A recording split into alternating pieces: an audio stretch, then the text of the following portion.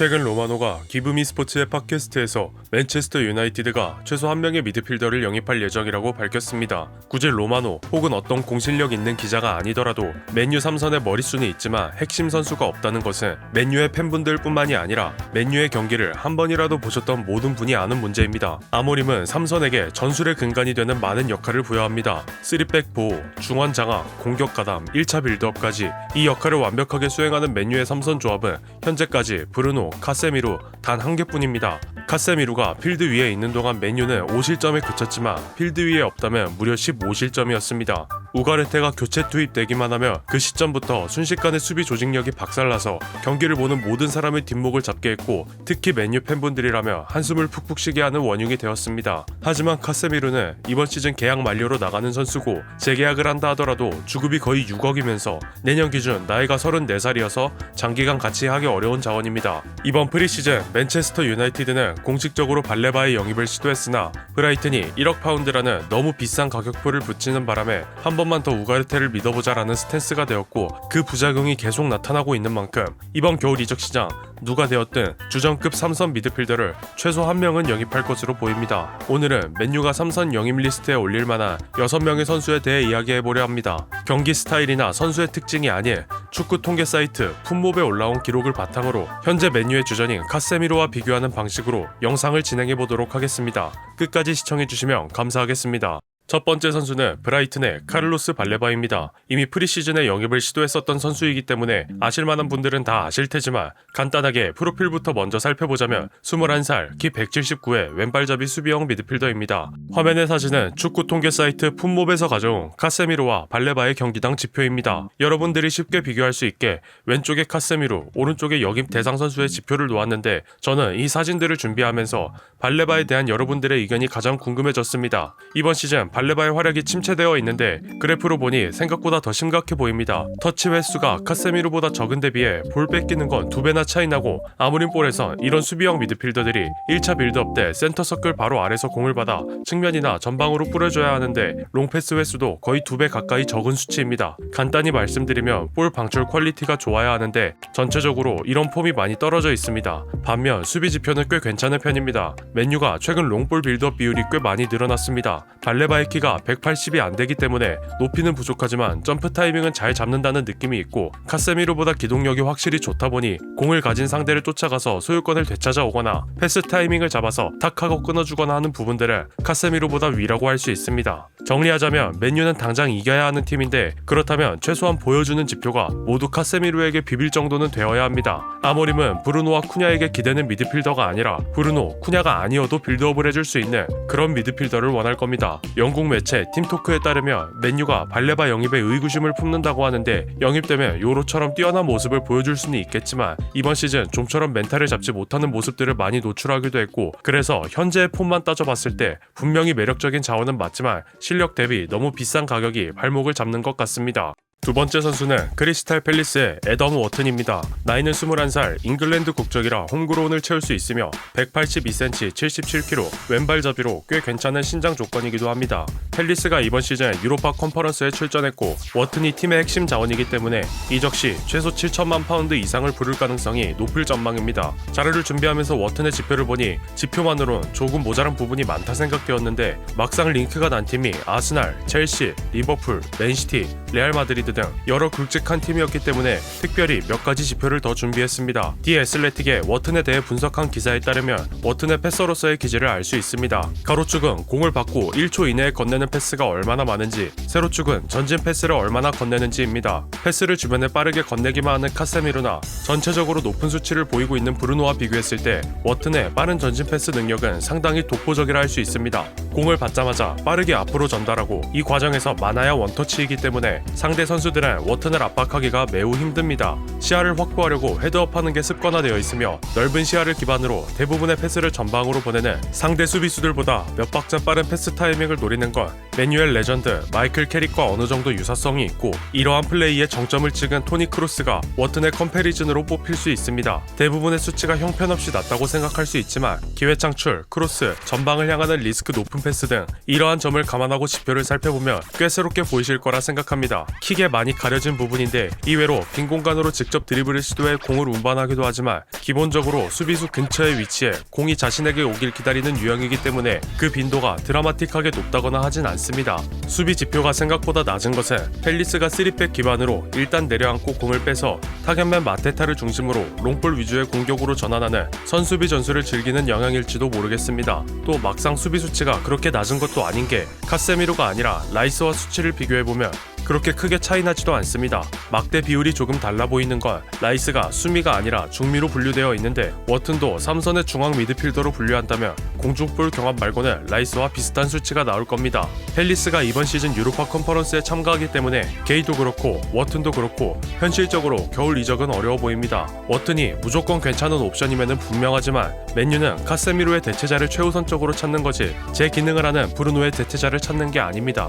개인적으로 보여주는 지표들이 몸싸움을 해주는 카세미로의 대체자로서는 부족한 게 맞고 오히려 브루노의 장기적 대체자로 보입니다. 그래서 결국 맨유의 최우선 영입 대상은 아니라는 생각을 조심스럽게 말씀드려 봅니다. 맨체스터 유나이티드는 은베모, 세슈코에 이어 노팅엄의 엘리엇 앤더슨을 두고 뉴캐슬과 또 경쟁하게 생겼습니다. 23살, 키 179cm의 오른발이 주발이지만 거의 양발잡이에 가까운 선수입니다.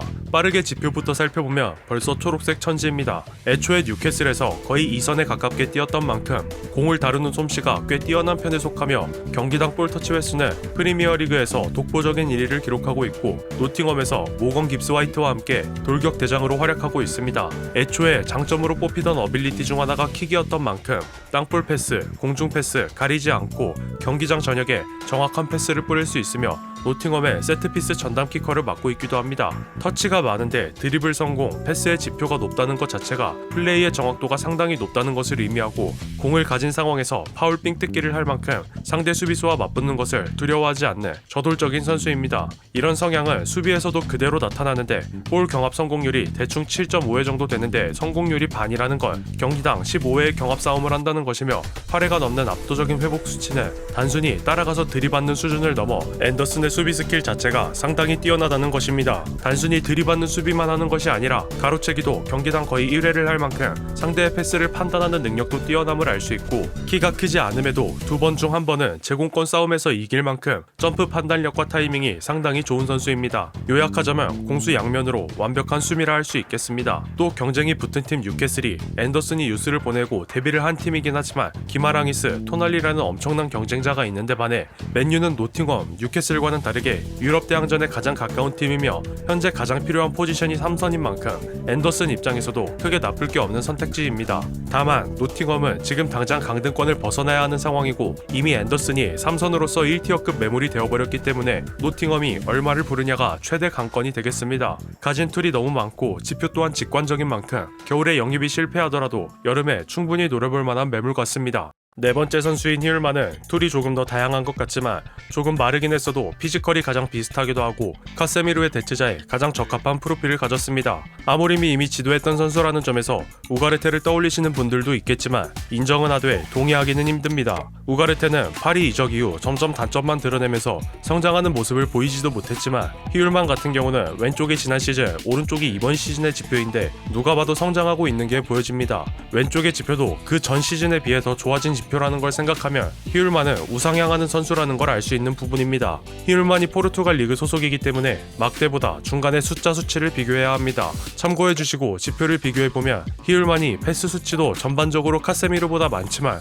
정확도는 오히려 더 높은데 이를 토대로 공을 가지고 하는 플레이의 퀄리티가 어느 정도 보장이 되어 있다고 해석됩니다. 그리고 기회 창출이 2배 조금 안 되게 많은데 패스의 방향이 대부분 전방을 향하고 있다는 걸 짐작할 수 있고 이어서 수비 지표를 살펴보면 히울만 하면 두 다리를 쭉 뻗는 슬라이딩 태클이 대표적입니다. 하지만 트레이드 마크치고 성공 횟수는 그닥 높진 않고 오히려 적극적으로 붙어주는 경합의 성공률이 더 높은 편입니다. 몸싸움 자체가 빡센 프리미어리그에 오면 어떨지 모르겠지만 공중볼 경합률이 81%라는 수치는 전혀 무시할 수 없습니다. 결국 경합률이 높다는 것은 맨유가 점유율을 높이는 데 도움이 된다는 소리이며 팀이 소유권이 없는 상황이라고 하더라도 공을 따라가 적극적으로 소유권을 가져옵니다. 무엇보다 휴일만이 이미 아모림볼을 경험해봤고 아모림과 함께할 당시와 비교하면 전체적인 패스의 퀄리티가 올라갔기 때문에 더 높은 수준의 공격 전개를 할 수 있을 것으로 생각됩니다. 정리하자면 수비 상황에서 적극적으로 경합해서 높은 확률로 공을 따서 팀에게 전달해주는 어빌리티가 카세미르의 대체자로서가 아니라 원래 아모림이 원했던 프로필이기 때문에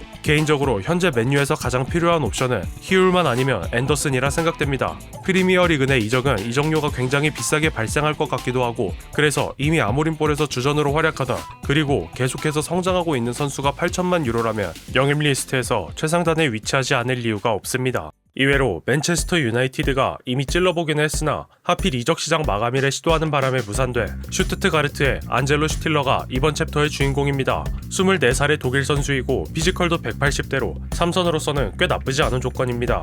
빠르게 카세미르의 지표와 비교해보면 엘리엇 앤더슨 이상으로 초록줄이 많습니다. 분데스리가 소속이라 막대 그래프의 차이가 있겠지만 그럼에도 불구하고 전체적인 수치 자체가 앤더슨보다 확실히 높고 드리블 성공률이나 횟수, 터치 이런 부분들 또한 앤더슨과 비슷한 수치를 보여주면서 공을 가졌을 때의 안정성을 기대할 수 있는 선수이지만 막상 수비 지표를 살펴보면 슈틸러가 파이터형 미드필더보다는 레지스타 유형에 가까운 것을 알 수 있습니다. 카세미르보다 경합 성공률이 뚜렷하게 높지도 않고 그렇다고 성공 횟수가 높은 것도 아닙니다. 슈틸러는 브루노와 비슷한 롤이라 할 수 있습니다. 워튼 챕터에서 말씀드렸던 것과 마찬가지로 맨체스터 유나이티드는 적극적으로 싸워줄 미드필더가 필요한데 슈틸러는 그런 유형은 아닙니다. 그래서 싸워줄 미드필더가 갖춰졌다면 모를까 브루노의 폼이 확실히 올라와 있는 상태에서 공격적으로만 겹치는 롤의 선수를 데려오는 건 맨유 입장에서 리스크가 큰 영입이 아닐까 생각합니다. 갤러거는 프리미어리그 경험이라면 차고 넘치고 현재는 시메온의 아래서 교체로 활약해주고 있습니다. 벤 제이콥스나 로마노가 갤러거를 언급하기도 했고 첼시의 선골 유스 출신이기 때문에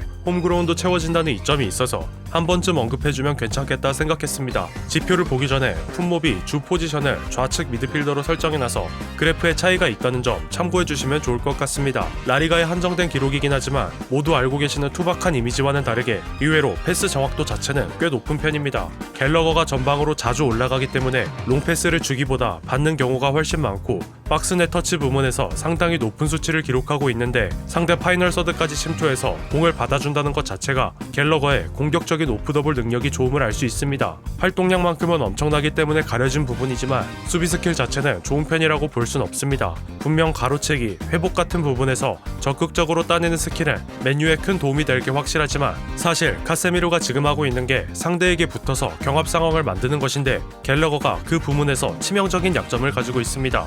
아스날과의 경기에서 스켈리가 중앙으로 돌파하는데 그냥 뒤로 빠져서 보고만 있는 장면이 대표적입니다. 활동량 자체가 많으니 적극성이 안 좋다고 할 수는 없고 삼선으로 출전시켰을 때 수비 위치 선정 능력이 결코 좋다고 할 수는 없겠습니다. 갤러거는 기본기가 너무 투박하기 때문에 맥토미니, 우가르테와 별 다를 게 없다는 점에서 안정감, 적극성을 최우선으로 하는 포지션에는 제가 보기에 적합하지 않아 보입니다. 주전급으로 영입하기에 리스크가 상당히 커 보이고 발레받은 앤더슨이든 히울만이든 어쨌든 적극적으로 싸워주는 주전급을 한 명 영입하고 나서 교체 자원으로서 임대로 데려오는 옵션이라면 크게 나쁘지 않아 보입니다. 이선의 움직임을 보여줄 수 있는 만큼 브루노의 교체 자원으로도 뛸 수 있고 활약상이 좋지는 않지만 좌측면 미드필더도 가능해서 달로, 도르구의 상태가 정말 좋지 않을 때 한 번쯤 생각해볼 만한 옵션이 아닌가 생각합니다. 오늘은 지표를 중심으로 6명의 선수를 봤지만 팰리스의 워튼같이 지표만으로 설명이 안 되는 선수도 있었고 12월 중순쯤 되면 제대로 된 링크가 튀어나올 테니 그때 제대로 노리는 선수들을 중심으로 플레이 스타일, 경기 장면 등을 통해 분석해서